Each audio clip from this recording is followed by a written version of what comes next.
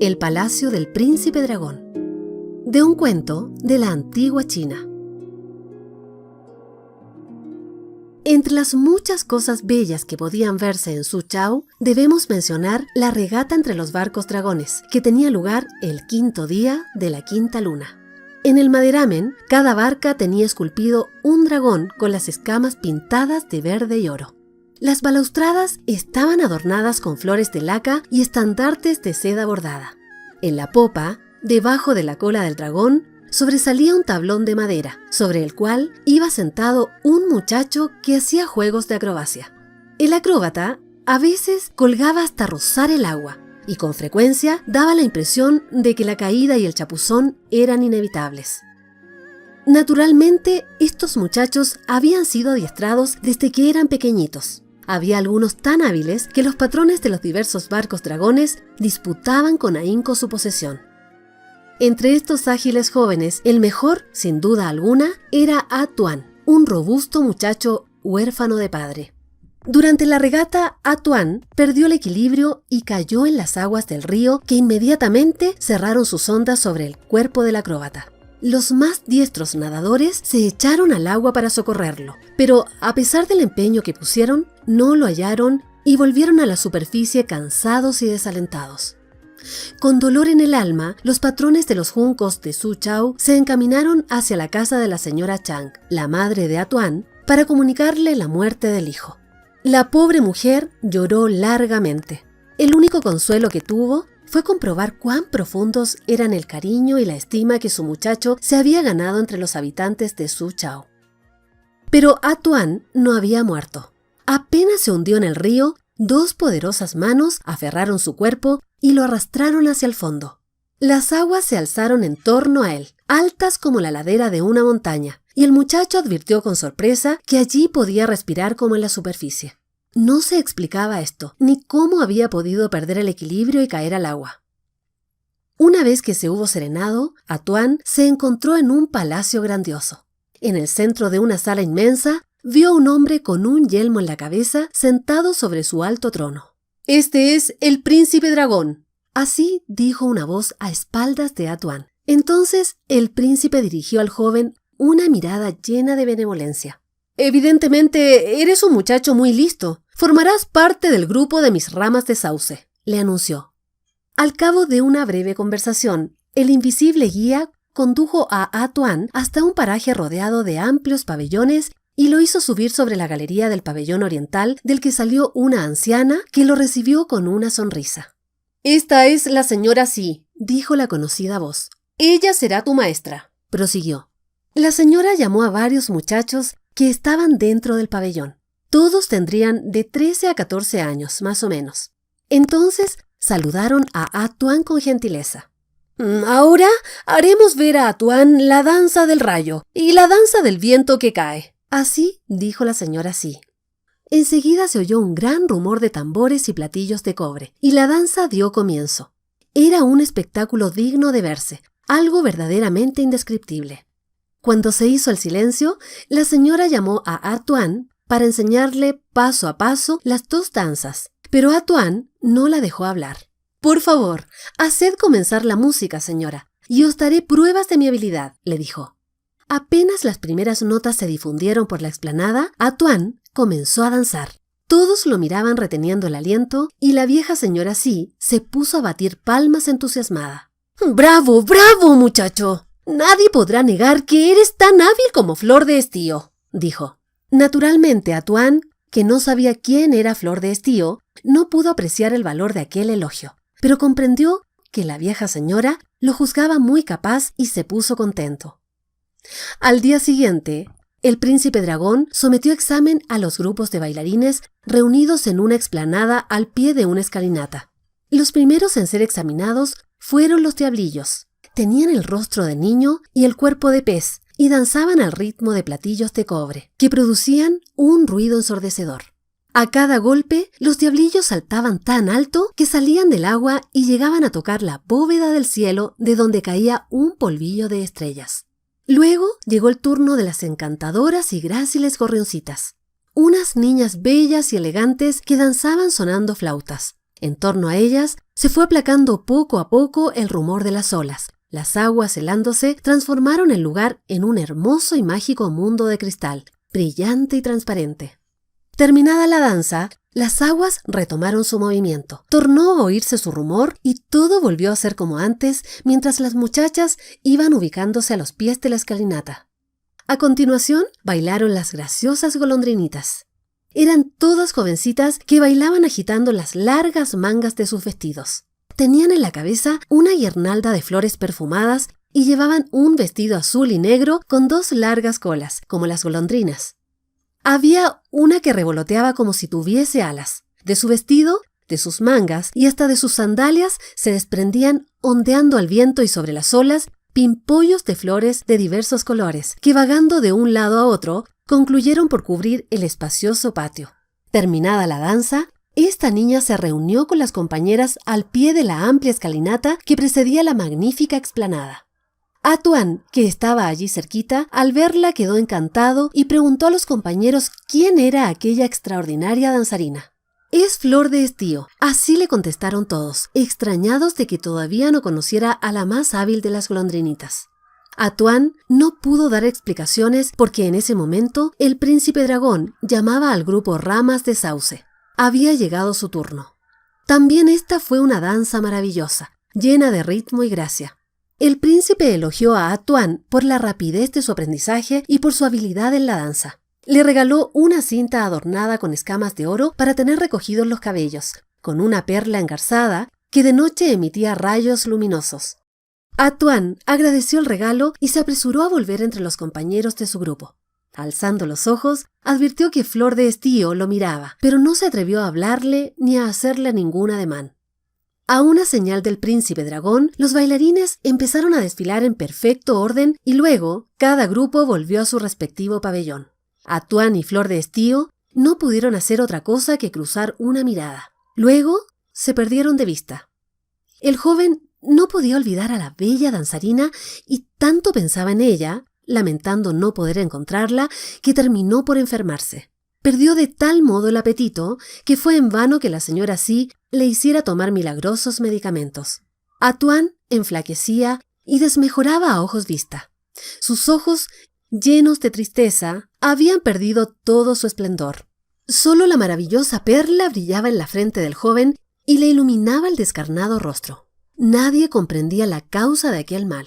La vieja señora estaba preocupada, pues se acercaba la fecha de una fiesta importante y todos los grupos debían participar en ella con sus más bellas danzas. Se está acercando la fiesta del príncipe de los ríos. ¿Y qué haremos sin Atuán?, dijo. Una noche, un muchacho del grupo de los diablillos fue a visitar a Atuán y sentándose al borde de la cama, empezó a hablar de esto y de aquello. Pero al rato le preguntó con una sonrisa maliciosa. «¿Será posible que nadie sepa hallar la causa de tu enfermedad?», le dijo. «Es que nadie comprende nada», respondió Atuán con un hilo de voz. «Por casualidad, tu enfermedad no será debida a Flor de Estío, ¿no?», le dijo. «¿Y cómo lo sabes?». «Porque Flor de Estío sufre de tu mismo mal», así contestó el diablillo sonriendo. «Me lo dijo una niña del grupo de las golondrinas». Atuán se incorporó en el lecho. «Amigo mío, ¿sería posible encontrarme con Flor de Estío?». «Quizás sí, o no lo sé», le dijo. «Ah, tú sabes todo lo de ella. Dime qué debo hacer. Te lo ruego». El diablillo lo miró pensativo y después de un rato le dijo. «No es fácil, ¿sabes?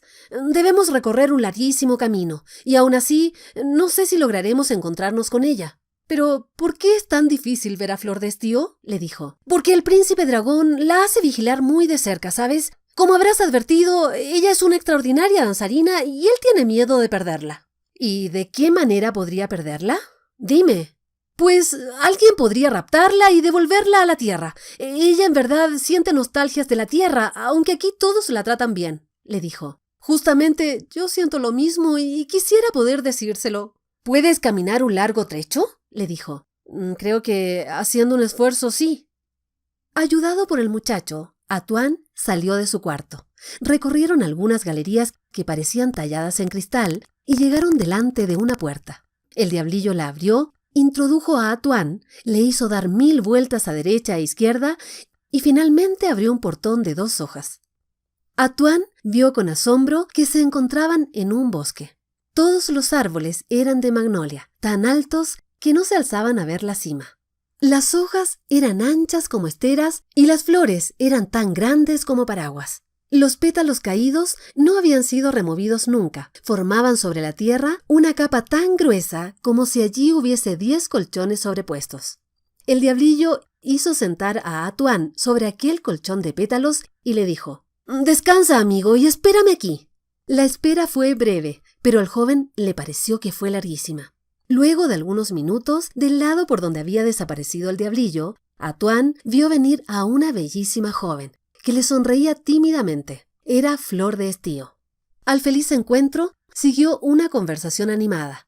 Flor de Estío narró que un día, mientras navegaba a bordo del junco de su padre y se curvaba, cantando sobre las aguas del río, se había sentido atraída hacia el fondo y se había encontrado en los dominios del príncipe dragón. Todos me tratan muy bien aquí, ¿sabes?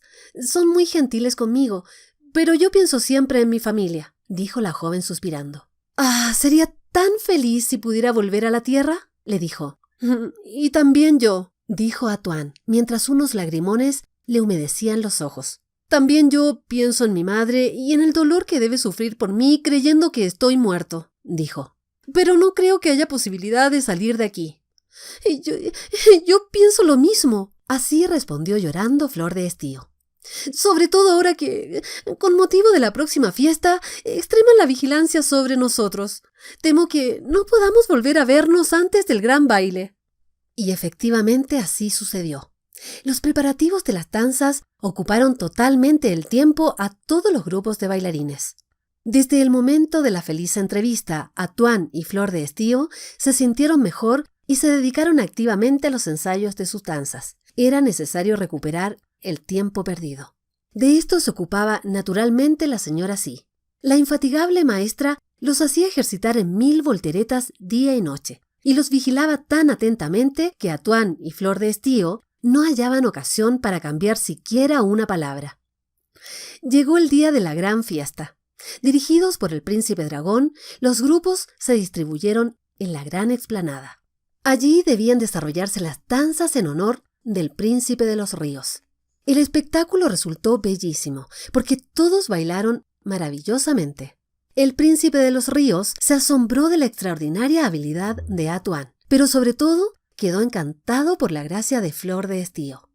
Terminada la fiesta, después de un cambio de cumplidos y regalos entre los dos príncipes, todos volvieron a sus pabellones. Todos menos Flor de Estío, que fue enviada al palacio del príncipe de los ríos para enseñar danzas a las damas de la corte. Atuán experimentó un profundo dolor. Había esperado tanto ese día para encontrarse con Flor de Estío. Estuvo a punto de enfermar de nuevo. Intentó convencer a la señora Sí para que también a él lo enviasen al palacio del príncipe de los ríos, pero ella se negó, moviendo la cabeza sin decir palabra. Pasaron muchas semanas, meses, y un día se difundió por los pabellones una terrible y tristísima noticia. ¿No sabes lo que le ocurrió a Flor de Estío? Subió a una alta terraza del palacio del príncipe de los ríos y cayó y murió ahogada. Pero era algo de no creerse. ¿Cómo se puede ahogar quien está viviendo en el fondo de un río encantado? Atuán, atormentado por el dolor, exclamó: «Pero estamos habituados a vivir bajo el agua. ¿Cómo puede haberse ahogado Flor de Estío? Pero no puedo creerlo». Y sin embargo, así repetían todos. Nadie la ha visto desde entonces. Atuán, desesperado, se arrancó de la cabeza la cinta de oro y la deshizo. Luego desgarró sus vestiduras más ricas y las redujo a harapos. Más tarde, para calmar su pena, quiso volver al bosque de magnolias, donde había tenido el encuentro con Flor de Estío. Se encaminó por las galerías conocidas, atravesó la primera puerta, anduvo por largos corredores y llegó ante el portón de 2 hojas. Lo abrió y se encontró en el bosque. El joven sintió como si su corazón dejase de latir. Tal fue la impresión que le produjo la vista del lugar en que se había encontrado por primera y única vez a solas con Flor de Estío. Anduvo vagando largo rato por el bosque de magnolias y de pronto se encontró al pie de una altísima muralla, contra la cual estaba apoyada una escalera. Atuán advirtió con estupor que la muralla estaba formada por aguas del río solidificadas, algo así como el muro de una ciudad fortificada. El joven trepó por la escalera, llegó a la altura de las cimas de los árboles y la escalera seguía y seguía. ¿A dónde conducirá esta escalera?, dijo para sí el joven. Estoy sin aliento. Si no llego pronto al último peldaño, me precipitaré hacia abajo. No puedo más. De repente, la escalera terminó. Un poco más arriba se veía la cresta de la muralla. Atuán se encaramó sobre esta y se arrojó valientemente al agua del otro lado. Cuando consiguió liberarse del remolino nadando hacia arriba, el joven quedó deslumbrado por la luz del sol que iluminaba desde lo alto del cielo. Estaba nadando en la superficie del río, libre y de nuevo sobre la amada tierra. Loco de alegría, se dejó llevar por la corriente y un poco flotando y otro poco braceando, logró tocar la ribera. Tú! Así le gritó un pescador que estaba echando las redes junto a la orilla. ¿De dónde vienes? Mi junco naufragó, respondió Atuán. Y no sé dónde me encuentro, señor. ¿Y de dónde eres? Soy de Suchau. Puedes considerarte afortunado, joven, pues tu aldea no está lejos. La encontrarás después de la próxima curva del río, le dijo. Atuán agradeció al viejo pescador y siguió la dirección indicada. No tenía la menor idea del tiempo que había estado ausente. Le parecía estar en la quinta luna, es decir, en la misma estación en que había caído el agua el día de la regata. Al llegar a la aldea, apuró el paso. Agitado por la emoción, se dirigió a su choza. Le faltaban muy pocos pasos cuando oyó una voz alegre en el interior de la casa. Señora Chang, vuestro hijo ha llegado. Atuán se detuvo. Aunque la había oído una sola vez, aquella voz le había quedado profundamente impresa en los oídos y en el corazón. No podía equivocarse. Y en efecto, en el umbral, junto con la anciana madre de Atuán, apareció Flor de Estío sonriente, que lo miraba con ojos brillantes de alegría. La joven contó que en el palacio del príncipe de los ríos había creído morir de melancolía y había pensado que, subiéndose sobre la terraza más alta, habría podido divisar los techos de los pabellones donde se alojaba Atuán para saludarlo de lejos. Así lo hizo, y al asomarse al borde sin baranda, había resbalado y perdido pie. Al caer al agua, en vez de ir al fondo, se encontró flotando en la superficie tal como le había sucedido a Atuán. Un junco la había recogido a bordo y la joven, al enterarse de que su familia había desaparecido en un naufragio, había dado el nombre de la madre de Atuán. Los mercaderes del junco la llevaron a la aldea y la buena señora Chang lloró de alegría al saber que su hijo estaba vivo. Luego lloró de dolor, pensando que no volvería a verlo nunca más. Pero Flor de Estío tenía esperanza. Estaba segura de que un día u otro, y la llegada de Atuán ahora venía a darle razón. Meses después, se celebraron las bodas de Atuán y Flor de Estío. Los jóvenes esposos bailaron y los invitados quedaron maravillados de la gracia de la pareja. Entretanto allá, en el palacio encantado del fondo del río, el príncipe dragón no podía consolarse de la falta de sus más hábiles danzarines.